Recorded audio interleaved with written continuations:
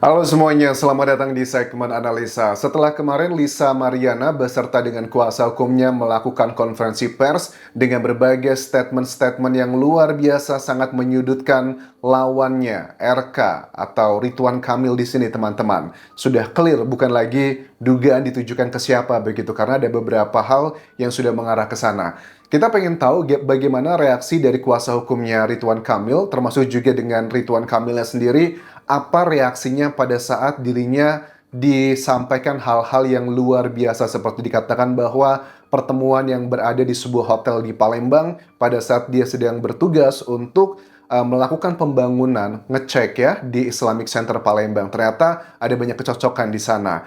Nah, ini ada video yang viral teman-teman di mana potongan dari konferensi persnya Lisa, dia mengatakan bahwa Akang itu tidak mau pakai pengaman.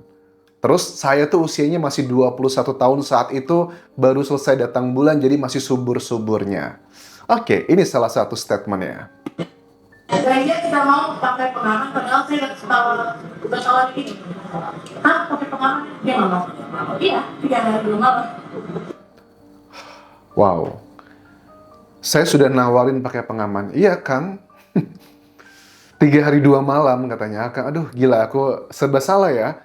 Ini adalah sesuatu hal yang sebenarnya tidak seharusnya diucapkan, tetapi Lisa kelihatan banget tidak ada beban gitu mengungkapkannya. Itu lagi subur-subur ya, 21 tahun, agreement, ya sudah. Ya, kayaknya kita mau pakai pengaman, padahal saya udah tahu ini. Hah, pakai pengaman? Dia nggak mau.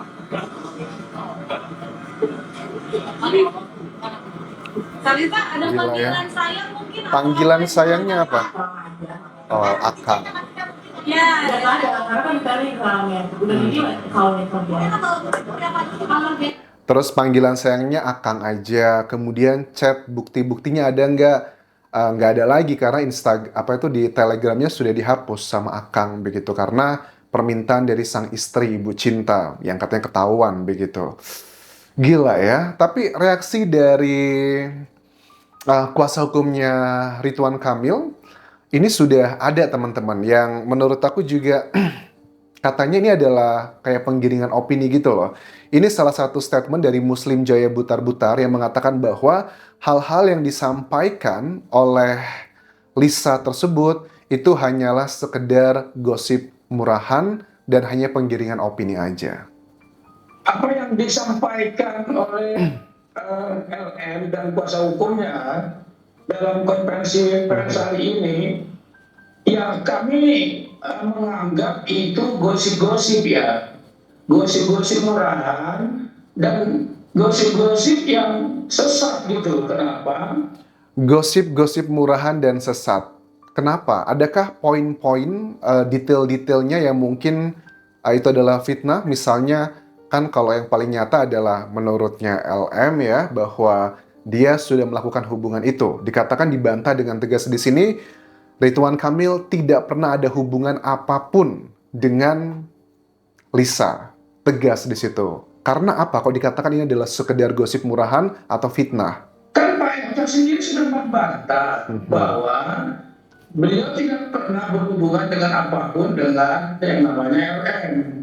Itu jelas, sehingga bagaimana mungkin apa yang disampaikan tadi gitu. Jadi sekali lagi. Oke, aku pikir alasannya karena mungkin seandainya kan salah satu poinnya gini, saya di tanggal tersebut kan diminta ke Palembang, mungkin dibilangnya, oh saat itu saya sedang tidak di Palembang, tapi saya sedang berada di kota lainnya. Aku pikir bakal ada fakta yang itu akan disampaikan, tapi ternyata ya ini opini juga kan ya, wajar kuasa hukum pasti akan ngebela kliennya. Biarlah ini menjadi salah satu proses persidangan nanti kalau memang pada akhirnya dari Lisa Mariana mengajukan gugatan terutama perdata. Kalau pidana tidak ada karena hubungan tersebut kan dugaannya suka sama suka gitu, kecuali kalau dia dipaksa begitu.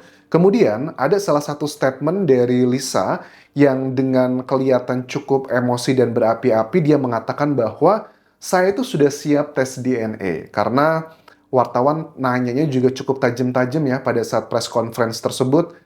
Siap nggak sih sebenarnya tes DNA? Karena ada yang bilang bahwa si Lisa ini justru malah ketakutan mau buat tes DNA sama putrinya begitu.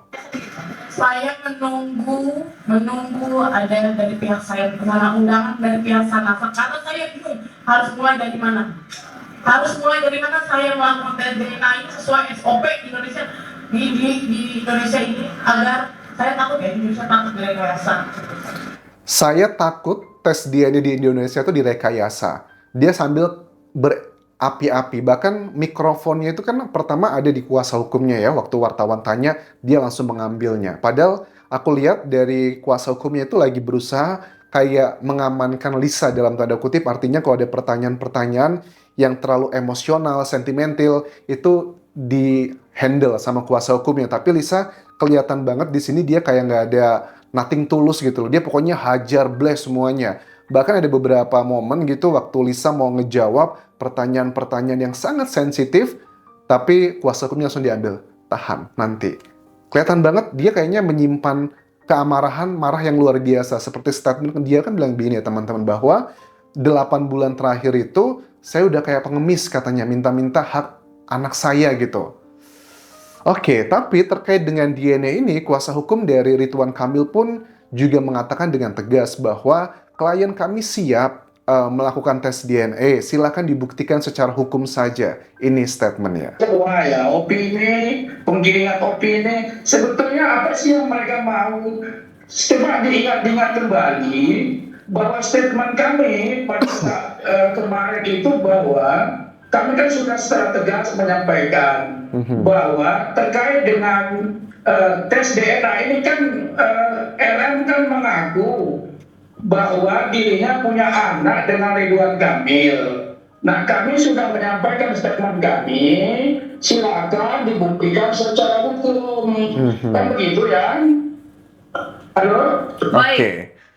Silakan dibuktikan secara hukum. Kalau menurut Hotman Paris, pembuktian secara hukum ini akan memakan waktu antara 5-6 tahun. Caranya seperti apa? Lisa harus mengajukan gugatan perdata terlebih dulu untuk meminta pengadilan memberikan surat bahwa RK tersebut melakukan tes DNA. Jadi harus ada secara gugatan perdata dulu. Bukti-buktinya apa di persidangan itu? Kalau seandainya Lisa mengajukan lewat jalur tersebut, buktinya misalnya jadwal check-in, jadwal hubungan dan sebagainya yang mengindikasikan bahwa pernah terjadi hubungan tersebut. Makanya untuk membuktikannya kita cek dengan data ilmiah adalah dengan tes DNA. Setelah itu selesai, tes DNA-nya keluar, hasilnya muncul, itu pun juga belum selesai menurut Hotman Paris. Harus ada gugatan perdata lagi berikutnya yang untuk memastikan bahwa dia adalah buah hatinya atau bukan, dan itu memakan waktu sekitar 5 tahun. Makanya Hotman Paris di salah satu statementnya bilang bahwa strategi terbaik dari RK saat ini adalah diem aja, pura-pura kayak nggak terjadi apa-apa, biarkanlah begitu aja, nanti menguap dengan sendirinya. Tetapi apakah ini yakin strategi yang tepat? Karena kan yang sekarang ini menjadi pertaruhan bukan cuma sosok RK-nya aja, tapi ada karir politiknya, ada juga istrinya, juga ibu Cinta, yang juga seorang pejabat negara kan, anggota DPR Komisi 8 kan Bu Cinta sekarang, itu yang menurut aku sangat disayangkan.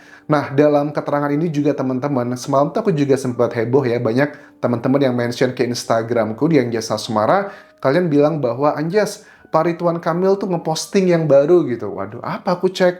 Oh, ternyata postingannya ini dugaannya adalah Instagramnya dihack. Sekarang udah dihapus, tapi aku udah sempat capture teman-teman. Ini adalah yang diposting, yang diklarifikasi oleh kuasa hukumnya Ridwan Kamil bahwa Instagramnya sempat dihack. Ini yang dipostingnya. Pertama, Eng Ieng, kami kembali kawan.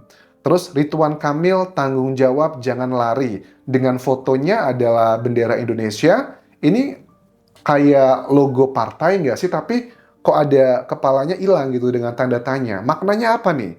Gambar ini menurut aku punya makna teman-teman. Kalau interpretasiku ya, dari gambar yang pertama ini diposting oleh dugaannya hackernya, atau bahkan dirinya sendiri, karena itu juga masih ada pro dan kontra. Tapi postingannya adalah ingin menunjukkan bahwa Ridwan Kamil ini saat ini sedang diserang oleh banyak orang. Dan ini berhubungan dengan ada partai, logo di sini, ada Indonesia, ada pakai dasi. Jadi berhubungan dengan ya pejabat dan sebagainya sih. Hubungan dengan politik lah intinya. Di postingan kedua, di sini juga ditulis begini. Selamat bermimpi buruk, ini hanya permulaan dari kami. The right time. Oke, apakah ini adalah musuh dari Ridwan Kamil yang memanfaatkan momentum ini untuk melakukan banyak hal? Tapi kan sekarang kalau aku lihat dari Instagramnya sudah dihapus, artinya sudah kembali lagi akun Instagramnya di bawah kuasa dari timnya Ridwan Kamil sendiri, udah nggak lagi dihack gitu. Jadi ini masih yang membuat kita teka-tekinya luar biasa. Dalam press conference kemarin, ini ada salah satu foto teman-teman. Ini adalah foto yang luar biasa jelas menurut aku. Ini kelihatan banget, matanya kan disensor ya. Ini mirip banget sama tipikal dari wajahnya Pak RK. Walaupun aku tahu nih, banyak kalian juga yang komentar, masanya juga mirip katanya sama Pak RK begitu.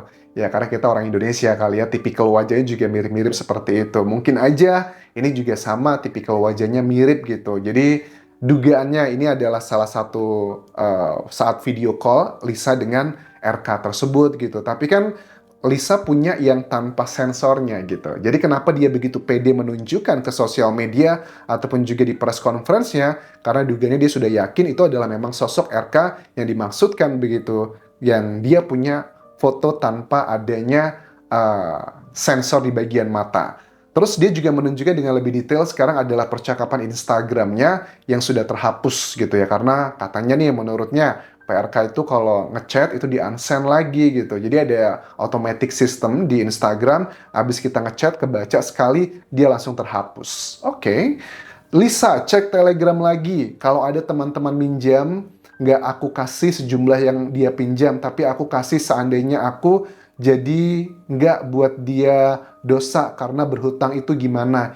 Iya itu maksudnya Kang. Wah, oh jadi ini ada percakapan yang kayak kesannya kayak monolog gitu, padahal itu sudah ada yang di unsend. Kita nggak ngerti nih pertanyaan atau statement sebelumnya apa, dan ini terjadi komunikasinya Mei 31, 2021, kemudian Juni tanggal 1, 2021, kemudian Juni tanggal 3, 2021.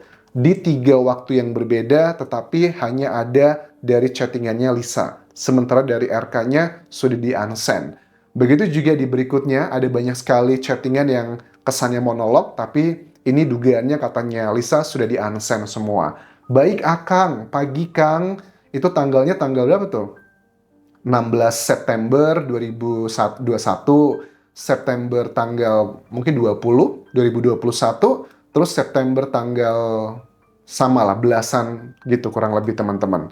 Jadi ya, kita lihat nanti sih bukti-bukti atau langkah berikutnya dari tim kuasa hukumnya RK menanggapi press conference dari Lisa Mariana yang benar-benar ngebuat masyarakat Indonesia kaget dan juga tidak menyangka.